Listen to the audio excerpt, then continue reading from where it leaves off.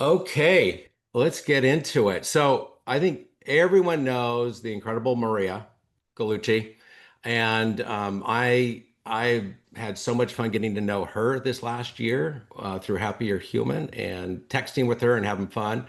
But she's a fantastic realtor, said it right, over the last 30 years in the Denver area, who specializes in working with the deaf and hard of hearing community. She was raised by two deaf parents, and she's fluent in American Sign Language, and she bridges the world between deaf culture and the hearing real estate market. And she has empathy and expert and lifelong commitment to inclusive communication. Welcome, Maria. Thank you. Thank you. Thank you so much. Yes, I'm an agent in Denver with Compass. When we started out here, there was probably only 40 of us, and then now there's a lot in Denver. And then I'm a CODA, so I was raised by two deaf parents. So ASL was my first language. And I just saw the struggles that my parents went through having communication gaps and everything. So I always made it my mission to make sure that no one felt not included or felt left out. So that's why I actually got into real estate when I was very, very young. So, the book of the month, if everyone doesn't know, is Maria's book. And so I know Brad Coy, I Where's think a lot mine? of Mine. um, yeah, Brad Coy has his monthly, I think, book club for Happier Human, and so I know I got my invitation for it I think on Monday, and so we're excited to. I started reading it, and I hear then that it just is going to be coming out on Audible, right, Maria? Yes, we just uploaded it on Monday. And so Amazon takes a little bit of time to like upload it. So it should be available any day now once they get through there. And then I looked this morning and I was bestseller again this morning. So that's good. So we're Yeah, going to because be I putting the tried to see if it was uploaded, but it wasn't yet. we're going to be putting the links in where you can buy it, pick up the book.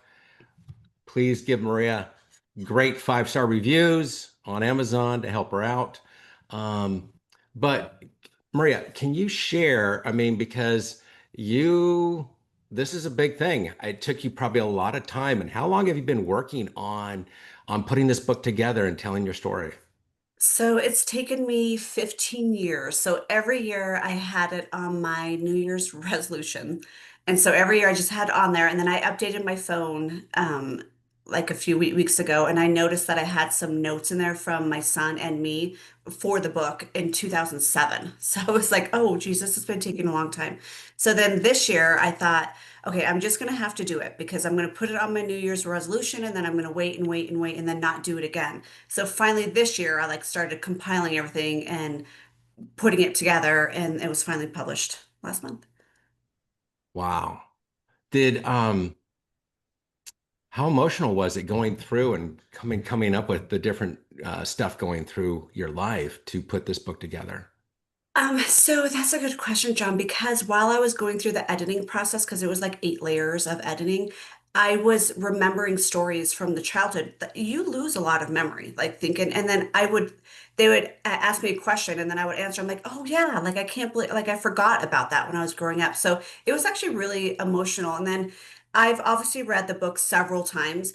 And then I just came back from a trip on Costa Rica and I actually read the hard copy of the book and I cried the entire time. And I'm thinking, is it okay Oh. to cry in your own book?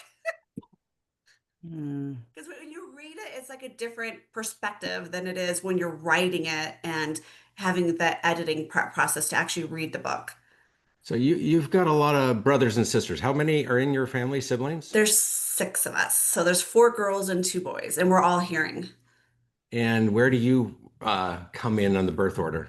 So I'm the third to the oldest. So I'm the middle child, but the oldest. I love how you said that. I'm the third from the oldest, not I know, I've always said that my entire life. I don't know why. I've always said that. Instead of saying middle child, I've always said third to the oldest. I know. Usually it's like, oh, the middle child. No, I'm third from the oldest. Okay. I love that. So Chris how is the much middle one. did Just you, kidding. because I know when I get together with my siblings, and sometimes the stories that you think happened and other like, no, it didn't fucking happen that way. It happened this way. How much did you talk with your siblings to kind of try to get to the truth of really what happened, because there's what happened and there's your opinion and someone else's, and then there's the truth, and usually it's not always the same. I know, and I tried to like Rose and my brother BJ were really involved with the book because I was asking them stories because I wanted not just my perspective of being a CODA, I wanted other people, and I even asked other CODAs too, Hmm. their perspective of it. So like some of our stories were a little bit like different, but most of ours were the same. And our family's very, very close. So we were very close with our parents, and we're still very close. The sisters, we travel together, we go to lunch together, we see each other and talk to each other almost every day. And Okay. I That think and it's just so because we were kind of isolated because it was just us, because we were the only ones who were hearing. And it was like, I think that's how we're so close, but I'm sure a lot of other people are close as well. so are they all? How many of them are still in the Denver area? All six of us. Oh no, my brother moved to North Carolina. But So to have 5 out of 6, that's incredible. To yeah, and and not well, spread out. the four of the five live all within a mile of each other. And then I'm Wow. actually the one who lives I'm in Littleton, so I live the furthest south. That's incredible. That's very rare. Wow, how special. You mentioned in the book about loud family dinners. Can you paint a picture of that for us? So we would, because our parents were deaf, so we would just mess around at the table. We'd throw like food at each other, spaghetti at each other. So I think that our our family dinners were just very loud, and all of our friends always came over because we were the fun house, because everybody was able to play the music loud. They were able to run around loud and just yell, and that's why I always told my parents, you have six kids only because you guys are deaf, because otherwise you would not have six hearing Yeah, children. exactly. Did you ever get, because I know sometimes like when you're trying to understand or someone you talk louder because they think, oh, maybe if I talk louder, you're gonna Me hear. too. Did Yeah. you ever get any of that stuff? All the time. We still get it now to this day, because a lot of my good friends are actually deaf or hard of hearing, and people would try to talk to me and communicate with them at the same time, and they would try to talk louder. I'm like, okay, they can't hear you. You don't need to raise your voice. So you weren't your parents were not originally from Colorado. Where did they meet and how did they get to Colorado? So I was born in New Hampshire, and so my dad was raised in Connecticut, and my mom was raised in New Hampshire, and they went to a boarding school, and they met. My dad was the quarterback of the boarding school, and then so they were doing like the last game of the year, and then my mom was a cheerleader, and so they met there. Aw, Yeah, cute. That's I know. special. So yeah, they only went home on the weekends. That's how they dealt with a deaf and hard of hearing community back then. And so you were born, yeah, over there, and then you came over and why did they move? Why did they move from where they living to So Colorado? my mom just uproot the three of us, the three older. So my brother Ben, Urs, and me, and so they had moved us to Colorado. Well, she's traveled with us, and she was trying to pick a state because she just wanted to leave the East Coast. So all of my aunts, we were never raised by aunts, uncles, or grandpas because they were all back east. And Hmm. so she just said that she just landed in Colorado because she loved it, and that's how we ended up here. I was 5 when that happened, but every year, 3 times a year, we would drive in a van with 6 of us kids all the way to the East Coast, 3 day drive all the way to the East Coast every year to visit the other side. That I know that road trips were real big with my siblings, and my dad was a dentist, and he'd take a month off during summer, and we'd go on road trips in a station wagon, which it was fun for the kids a lot of times, but not for my parents. I mean, it must have been hell, just um, all of us stuck in the car and And driving there. and I driving still love road trips. Man, I don't know if it's because I was raised like that way because we always took road trips, so I love road trips. and playing Not when like there's a that, lot of people in there, but playing like slug bug or that license plate game or whatever, and all of that stuff. But you write in the book about listening deeply, just not with your ears, but with your heart. Why don't you get into that a little bit and explain that? so I feel like seeing my parents go through isolation, and we were made fun of a lot when we were kids. And so people would make fun of our parents, people would make fun of us because we were different. And so I think that gave compassion and empathy to the community and people in general. And so I think that just seeing them being isolated and not um, like included in things made me more compassionate. I think that's what. So those skills, how that seems like some of those skills will help with real estate and sales. And has that been a big help for you in your career? I think so because I'm known as one of the sweet realtors out here. So because there's all What, most different kinds of realtors aren't sweet? no, there's a lot that aren't. But I've been doing it for 33 years. I've been a top producer for a very long time, and I think that it helps getting their perspective, like a buyer or seller perspective, because it's stressful for them. And like it's stressful to buy a house, it's stressful to sell a house. And I think that it taught me to have compassion and have patience because you need that. You're basically their psychologist when you're going through a transaction. So I think that you have to have patience and kindness to understand that they're really stressed out. So if you're stressing them out more, it makes the situation harder. So I think that it's helped with me to understand that I'm just going to be quiet and patient and just talk to them. I mean, right now I have 11 listings just sitting. And so obviously the sellers are not happy, but it's just the market right now. And or actually in Denver it is. And I think that me talking to them and trying to talk them through it, and I think I wouldn't have had that if I didn't see my parents struggle and go through that stuff. And that must be just juggling and keeping all of those listings and the sellers happy and talking to them on a regular basis, and then trying, that's just a lot of time right there, just keeping that going. Wow. Yeah, just trying to like calm them down. Like it's just the market, and a lot of them have been like pretty patient. And I mean, everyone knows that the market in Colorado kind of because we were like almost the top for the COVID when all the craze was going on. So I think we were the first ones to get the hit of the downfall. Hmm. So I know that one of your mottos is just try. And how has that phase guided you? How did you come up with that, both personally and professionally, Maria? So I think that I would see my parents or my mom like shopping at a grocery store.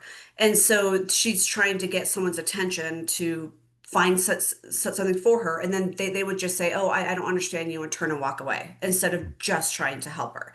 And then, like, my son is gay. And then so I see people like avoiding him or making fun of him and stuff. And my theory was like, just try. Like, you don't know who he is. He could be your best friend one day.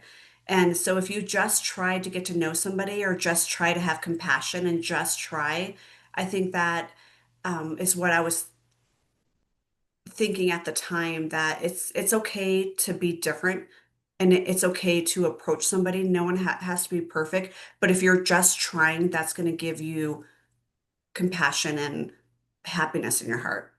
Hmm. I love that. I know for me with Star Wars, when Yoda just says, don't try, just do it. But I mean, how do you know? And I know that growing up, we had to eat all the food. We had to try everything on my mom on our plate to at least try it. And sometimes you like it, sometimes you don't, but at least um, Mhm. try it out and give it a shot, and then keep trying. Um, that's great. Were there times, and we talked a little bit about the emotions of going through and looking at the past, of going through and writing this book. Was there any specific part that was very emotional and you had to have a block and to get over that? And what was that? And what did you gain and grow from that? I think my mom had passed away when we were younger. So she had cancer, and I was in my early 20s, and Rose was the youngest one. So she was still in her teens. And back then, we didn't have interpreters. And so I was the one who had to tell my mom that she had terminal cancer, and she had 1 to 3 months to live. And she ended up dying at 2.5 months. So that was like it was in 2001, so like almost 25 years ago. And then, so I think that I've always had because I still remember that I told my mom, it's okay, we'll take care of this. Well, it wasn't okay because she ended up dying 2.5 months later. So I think that's what I struggle with the most. So I try never to say to people it's going to be okay because you actually don't know if it's going to be okay. And then my dad died 2 years ago of the same cancer, coincidentally. So it was, Oh, yeah, it was melanoma. So they both died of the same cancer like t over 20 years later. And his experience with the cancer was way different than my mom's because with my mom's, we had to interpret for her. We had to really take care of her. With my dad, they finally had interpreters and a VRI system, which is like the video um, on like a video phone in the doctor's office. So the experience between the two was completely different. wow. That's such a young age for your mom to pass. Yeah, she was in her 40s. And so we've gotten skin checks ever since I mean, Rose, since she was a teenager, every 6 months religiously. And then we had the genetic testing because my sister also had melanoma on her calf in her early 30s. Oh, And so we did the genetic testing and we didn't have it. So it was either the sun or sunscreen or something. It was, Yeah, we were talking about that, about all this yeah. stuff coming out now. Like, is the sunscreen good or what's happening? It's hard to know. But wow. I'm going to share a copy of the cover of your book, and I want you to share about all the emotions and the fun and putting this cover together. So the cover is actually my son. So he's very ta talented in he does cosplay and he's very artistic. So that and that's actually physically him. So he had made the entire cover. So this actually says deaf in sign language. So deaf goes like this, or you could do it either way. So it goes like this or this. And then so the dark side is for the hearing side who doesn't really know their world or their culture. And then the light side was for vibrancy and the colored rose over the ears for their culture. So it's just showing that you can bridge the gap between the dark and the light side, like the two worlds. shh. No, Okay, Brandis, now. sorry. Um, There's a cat in the background. so I know that you've been out there hitting the social media, you're doing interviews, podcasts. I've seen that you're on some news. How's that exciting stuff happening? So it is, well, at first it was kind of nerve-wracking because I'm really comfortable when I sign. And so I've always had a stuttering issue. And so I went to counseling and speech therapy all throughout my childhood.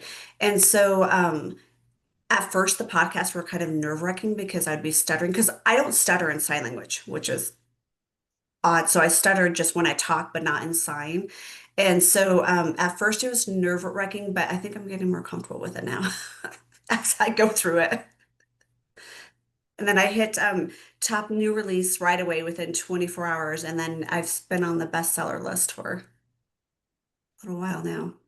That's fantastic. That's fantastic. And then not only are we going to have an audio version, we're actually going to have a sign language version, which is going to be the first one that they've ever done.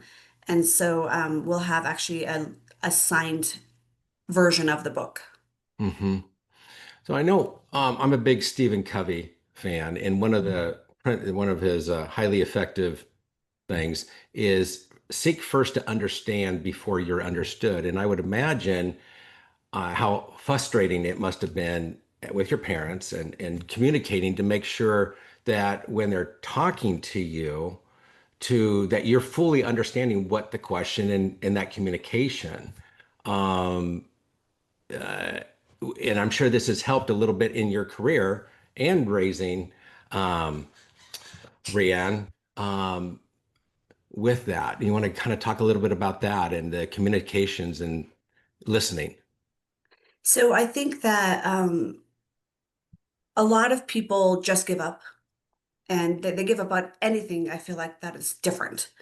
And I feel like with my parents, like with the deaf and hard of hearing community, like you have to, I can't talk to people if they have sunglasses on and I'm actually hearing.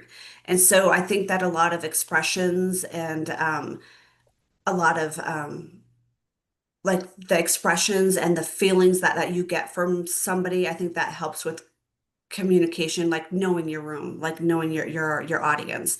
And then I feel like for my son, he would get stuff thrown at him, like thrown at him in school. And I feel like if you would just communicate and just understand that not everyone is like you. And if you, that's the motto of just try. So not everyone is like you. And if you just try just to love somebody, that paints a huge picture. And I think everybody, or I'm going to cry, but no one understands that the pain that they're going through. And so I think that if you're just trying, it makes a big difference. It really is. I think most of the time when someone's having when you're having a conflict or something, is that there's so much stuff we don't know about what's going on in the other person's life. And if Hmm. we really knew, we'd give them a wide latitude. But it's just shutting up and listening more from what than just your hears what you're hearing, but their countenance and what's going on in their face and tone, all of that. Um, I know there's times where I've got a client who communication's hard. Hmm. They might be from a different nationality, and it's really tough. And I end up sometimes asking, like, can you say that again? Can I? And I feel bad, but I want to make sure so I understand. Exactly. To They just want to be able to be seen, felt heard, and be their authentic self. And I feel like when people are either, because a lot of people actually makes fun of accents and like being deaf, just because they don't communicate like you, doesn't mean that they're any different than you. Mhm. And it is so much easier to have that communication face to face or on Zoom, but better face to face to because then you see the eyes, you see the face and all the time, all that stuff instead of just on the phone. I mean, or even just texting sometimes isn't going to get the point across. And you might think it's one way and it's not. But I see that giving you such an advantage of being raised by deaf parents. And Yeah, and I tell my mortgage lender because this is so funny because she always emails like my clients and everything, but she's very like abrasive on her emails. And I kept telling her, I'm like, you can't do that. Like you have to like the deaf and hard of hearing community is different. They have to see expressions. They've got to feel stuff. So they don't know like we would know what you're saying because we can hear it in our head. But when she was typing, I'm like, you throw in emojis in there, like you have to be kinder on the emails because you're coming through very, very abrasive. But it took her years and years and years to actually understand like you can't communicate like you communicate with us because they can't hear your tone where we can hear each other's tones. And so everything with them is expressions, emojis, or like you just have to communicate different. that's yeah, I hadn't even thought about that. And throwing emojis because sometimes they're fun, but but that for some people it's going to really tell a lot. Um, Yeah, I'm an emoji queen. Everybody always says that about me, but that's how I was raised. Like that's how I get my if even if I have to say something mean to somebody, I'll throw a smiley face in there just so they know like I'm not being mean, but I really have to get this done. So, what are some tips that you can share with us, Maria, that we can work and practice to help our interactions with, and we come across deaf people or other people to improve our communications with them? I think put yourself in their shoes. And so, how would you feel if you couldn't hear and someone's just ignoring you or trying or not trying with you and just walking away because they can't hear you? So, a lot of people will just put their phones and they'll just write, they'll talk on the phone and have the notes write it and just show it to a deaf client. And that means the world to them because they can see, like, oh, this person wants to communicate with me. And that changes one simple gesture, one simple kind gesture can change somebody's life. Their entire day can change it or break it. One Mhm. mean gesture can break someone's life. So my advice would be if you see someone deaf or hard of hearing, just gently tap them and just say hi. Like maybe learn just the basic signs and just say hi. And that can make a world of difference in somebody's life. Mhm. Um, I know we were talking yesterday. I shared that I have a cousin that was deaf and I grew up with, and so there was a lot of sign language going on. My grandfather learned sign language just so he could communicate with her. Um, is there anyone in our group right now who has family members and in relationships with deaf people that they'd like to make a comment or have a question for Maria or something to add?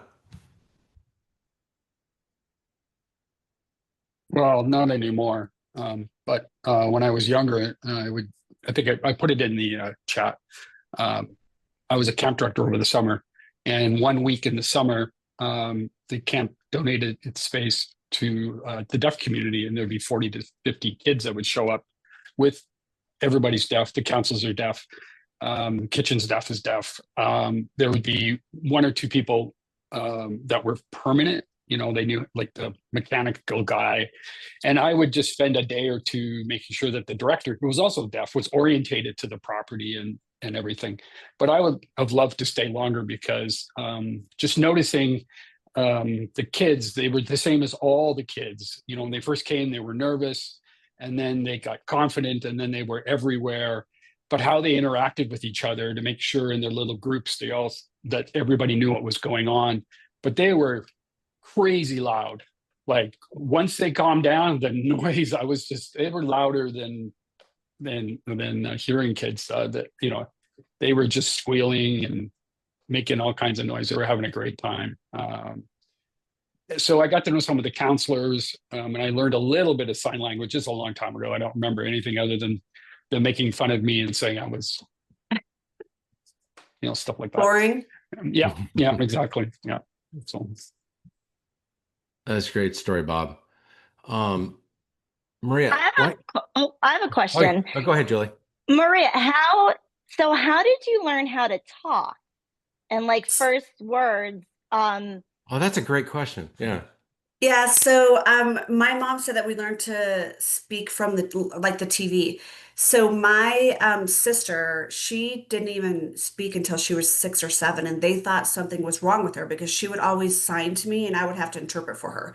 And so, but I think she just wasn't comfortable speaking at the time. But we all had to go to speech therapy growing up, so we'd learn how to speak and to sign properly. And there's actually a lot of codas.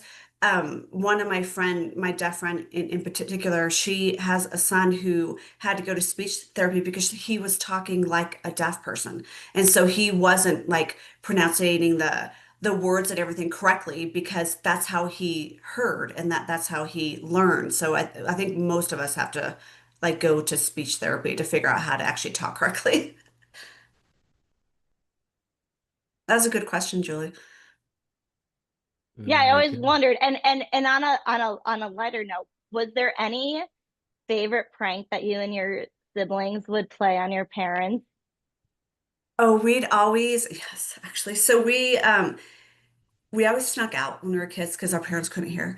And so my dad put like this alarm on the door and it would chirp. And so every time we'd open the door, that it would chirp like a bird. And our parents couldn't hear it. So I have no idea why my dad did that. And so we'd always just open the door and just see if they could hear it, but they could never hear it. So it didn't even go like, oh, it didn't even work. I have a quick Uh, question Your for you, poor Maria. parents. I know, right? Maria, I have a quick question. As uh, having two deaf parents and when they have children, what differentiates the fact that they can't hear but you can? How does it work? I mean, is it hereditary? Can it be hereditary? I don't know enough about it. So it can be hereditary. And so my mom was born hearing, actually. So she became deaf at 9 months. And so she had, I think it was the chickenpox or the measles at the same time. mhm, mhm. And so it blew out her eardrum. So that's how she became deaf. But my dad was born deaf. So it is genetic, but all of us are hearing. And because Cliff Morris, who gave a review on in the book, and he gave a good perspective, he's a fifth generation deaf, so that they're all generational. So we have long QT, which is like a heart condition, and it's genetic. And so that gene that we're missing or whatever that creates the long QT is also the deaf gene. And so half of us actually have that gene, but we're all hearing. So I don't know how that happened. Yeah. Maria, did your parents read lips at all? So I can read lips very well, and my mom can. My dad couldn't, and that's a big misconception in the deaf and hard of hearing community that all deaf people can lip read, and they actually can't. So we that's like a learned skill. Okay.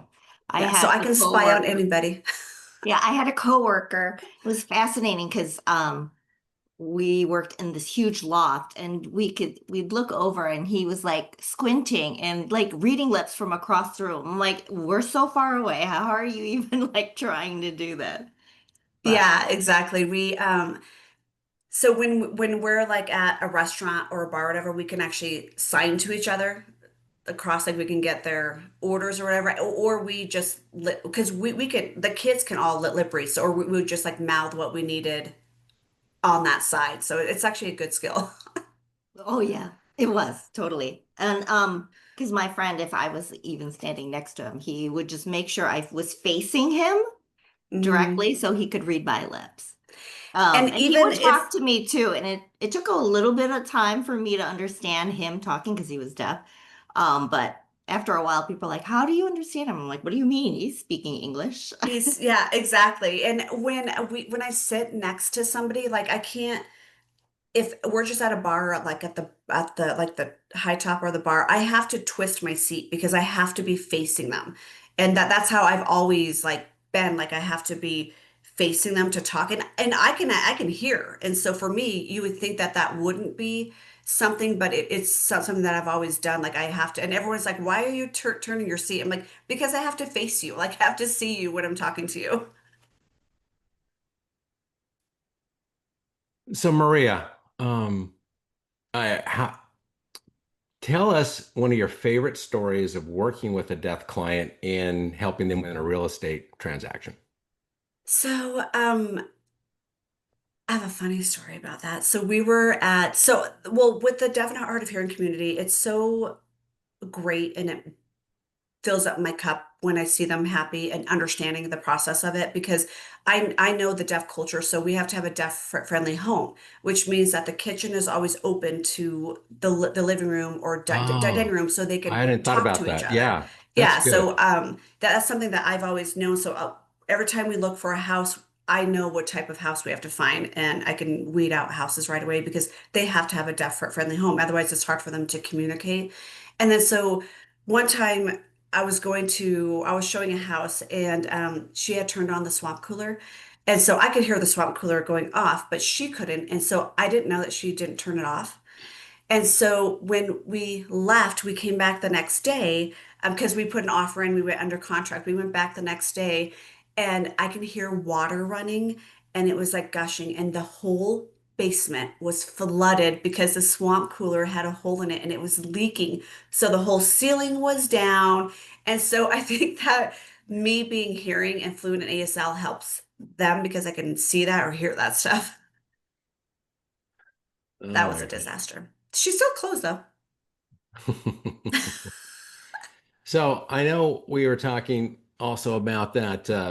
I think how many deaf people marry other deaf people versus I think it was more back in the day than now.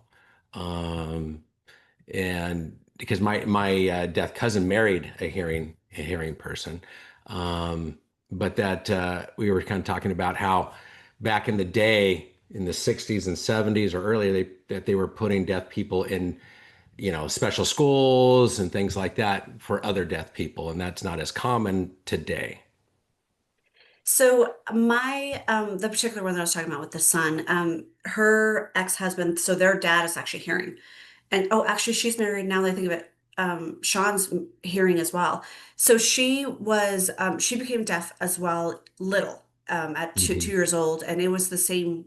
It was from the antibiotic actually caused her to have Hmm. it. So her name's Nadal and she's in the book quite a bit because she's a teacher, and she speaks very well, and so she's more comfortable, I think, in that community, like the hearing slash deaf deaf community. But I think a lot of times they feel isolated and left out. And so my bonus mom, Dixie, who married my dad after my mom passed away, she would always, if the siblings would be talking, she would always feel left out. She's like, "You have to sign when you talk," and I actually, crazy as it may seem, I can't talk and sign at the same time. So I know a lot of interpreters can, and a lot of coders can too. But for me, I have to sign and then talk, and then talk and then sign. So I think for Nadal and Dixie as well, they felt left out when you're married to a hearing person, because when they're talking to their friends, they're not signing, or if you're signing, you're not. Because I do that all the time. Like if I'm with the deaf community and I have hearing friends, I'm signing to them, and the hearing friends feel left out. So I think that's why it's changing, because I think people are realizing that it's you can bridge the gap between the two worlds, but it's still two different worlds. Hmm. Um, what what has been your best advice that you ever received from your mother, and how has that influenced your life and made you a better person? I think my dad, it was my dad actually. So he always said, never, or he always said, put yourself in their shoes and would you want it done to you, and never make people feel less than. And so I think that's what I've like done my whole life on, is never to hurt. I try not to hurt anyone's feelings, or I try not to make people feel less than they are, To because make everyone we're feel all included. equal. Yeah. Yeah. Yeah. To make everyone feel comfortable, feel loved, and have joy and happiness. Yeah, exactly. And I think that's what the one thing that I've always done my life motto on is, would you want it to be done to you? And my answer would be no. Yeah. Do unto others. Yeah. Exactly. What was your main purpose or goal or outcome in writing the book for people to read the book? What do you want to accomplish when people read that? Awareness, and letting people know that it's okay to be different, and just to be inclusive to a lot of people, because you never know what they're going through, and you don't know the struggles, especially seeing my son go through the struggles that he did. So I had to pull him out of high school, and we actually went and interviewed high schools because of him being gay and people making fun of him, and bullying them, like physically throwing stuff at him. So we actually, he ended up graduating early, even though he struggled through cutting himself, he struggled through like wanting to commit suicide, like he struggled through all that, and he came out when he was 12, so he was super super young. And so the counselors always said that to always be thankful for that, because they don't even survive like past that in most cases. And so we went to Columbine High School. I'm sure everyone knows that high school. And so when we went in there, they had trans flags everywhere. They had pride flags everywhere. And so I knew right away, and even Adrian did too. Like he's like, no, I want to finish at this school. So he, even going through all the struggles, he graduated 6 months early. And the reason why we picked Columbine is because they were so inclusive. And so if people would make fun of Brian at all, the principal was on it right away. Like they would either get suspended, or he would follow him to his classes to make sure no one was bullying him. So I think that that's like, I think that people don't realize, because I feel like everyone's always in their own world, in their own head, what other people are struggling through. And that was like, if you just like one kind act, that's what I say, it would change everything. And now he's amazing now, because he was able to get through all of that. And he now, if people make fun of him or whatever, he actually is like, oh, it's their issue, it's there. So I think just I wanted to raise awareness and just make people know that it's okay to be different. Thank you. Christina, can you drop Maria's Instagram and her other stuff in there in the chat? If you're not following Maria, please do on Instagram. If you and put her other contact in there if you can. Reach out to Maria, share your contact with her, and that's what this is all about. It's about connections and connecting with others. Referrals are great, but it's the collaboration. This is family, and I that's why I love this community so much. We've Me got some too. fun And questions. Go ahead. so we built, I forgot to tell you this yesterday. So Compass, we built an ASL affinity group. So if any of you guys know anybody who signs or is in the deaf community nationwide, we have an ASLrealty.com and ASL affinity group too to help the deaf and hard of hearing community nationwide. Okay. Well, we're going to throw a little fun questions. Usually Tanya's here to help with that stuff. But so Maria, are you a morning or a night person? Well, both technically, but I get up very early, and even if I go to sleep late at night, I still get up very, very early, like between 4 and 5 in the morning, Colorado time. That's early. That's early. Who was your first celebrity crush? Um, it's a good question. Probably Antonio Banderas. So what was the first movie that you saw him and said, "Oh my gosh"? Um, oh, I can't remember the name. It was the one where they're in Mexico and they're, does anyone know that name of that movie? It was, oh, I can't remember it, but he was like a mobster or something. He was a monster. The werewolf? When he was a werewolf? No, a mobster, Oh, a like a mobster. gangster, like a cocaine dealer or something. Yeah, that no, Melissa, I just read your comment. No, 4 o'clock is when I get up. That's not early. It's early for others. Um, That's the time I always get up. yeah. It's between 4 and 5. What's something on your bucket list that you want to do in the next year? I know writing this book was on a bucket list for you for years until you did it. For yeah, years. So I got that one done. I think I want to go to Spain. I think I'm gonna go to Spain next year. Have you been there before? No, I've been to Italy, but I've never been to Spain. So I've always wanted to go to Spain and London. Okay, Barcelona is beautiful. Make sure you see That's that. actually where I was looking to go, was Yes. Barcelona. Yeah. So what is your comfort food? Your food that damn, I need to eat this. It's going to make me comfortable and I'm love. Italian, so any Italian food. I love, love Italian food. So what is a hidden talent that no one knows of yours? That I can lip read. That what? That I can lip read, so I can like Okay, see let's if test people you are. out. Okay. I don't know how we would test you out, but that I know that I think it was the first time the Naked Gun movie when Leslie Nielsen or someone was like, "Oh, I can lip read," and it was so hilarious because it was so wrong. But thank you, Maria, so much Thank for you guys your so much for time. having I'm me. grateful this guy gave me some time to take over, get a little love, attention. Any other questions before Yeah. we end out? Yeah, I have a question. First of all, thank you for writing this book for us to learn. And it's just, I'm looking forward to getting it.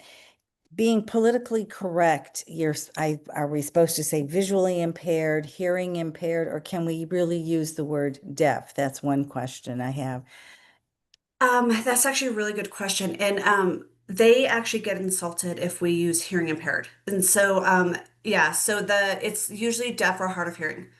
Or every time I say deaf, I always say deaf and hard of hearing.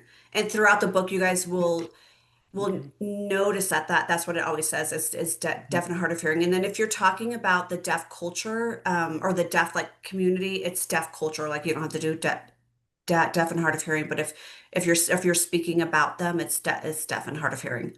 Mm. And one time I was in the over in Europe, and there was a table of people who were signing, and the joy. I mean, we were just overwhelmed with the joy that this whole group of young adults were communicating with. It was really beautiful.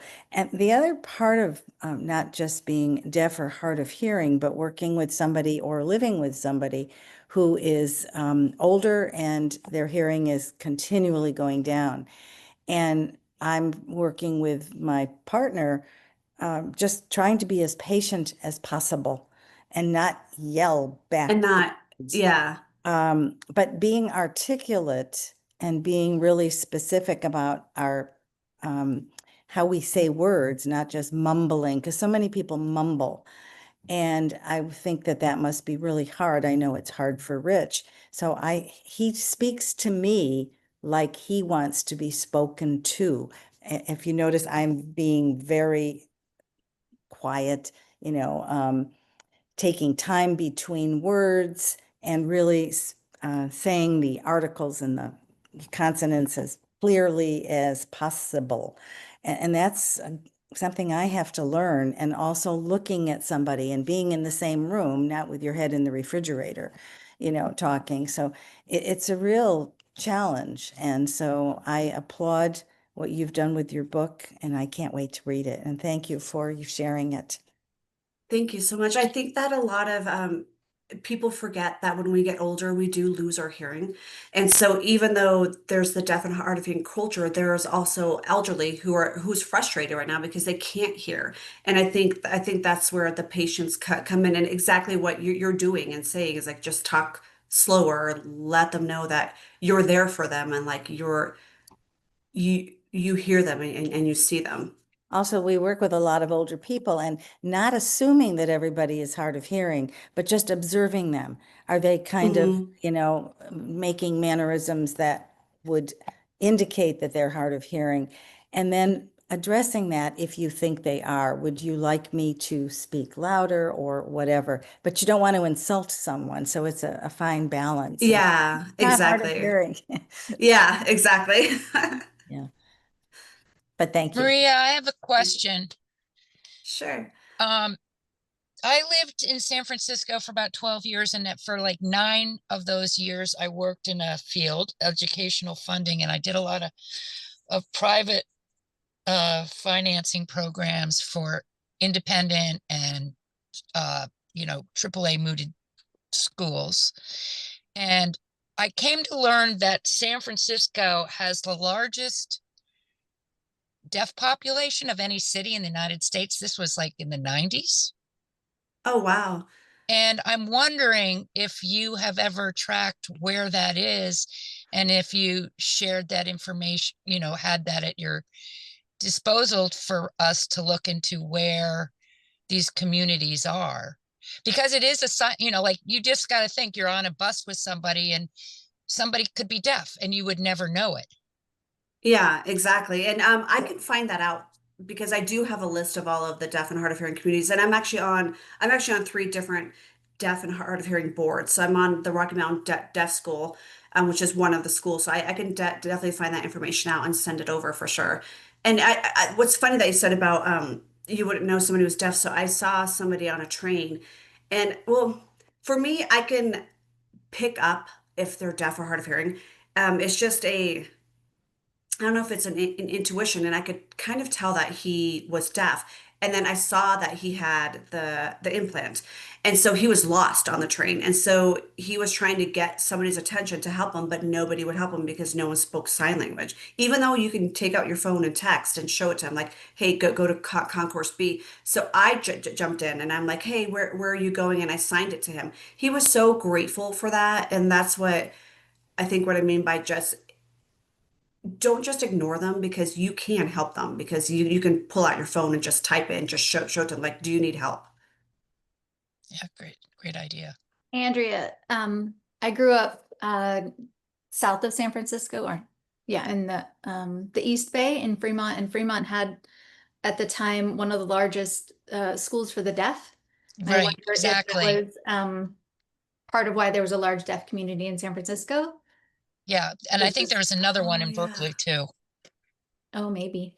Yeah, Yes. and there's Gallaudet University in Maryland. That one's like a huge college that Oh, is for okay. the deaf and hard of hearing community.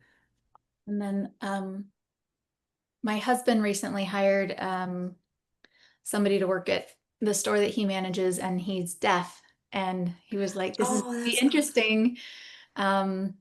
And he's getting along great. And I guess, once a week when they have their huddles, he teaches them a new phrase or like a sentence in Oh, sign. see, So that's he cute. comes And must home make and everyone teaches feel our kids, so- like, here's the sign, here's the phrase we're learning today. yeah, and Yeah. imagine how much that made that person feel good.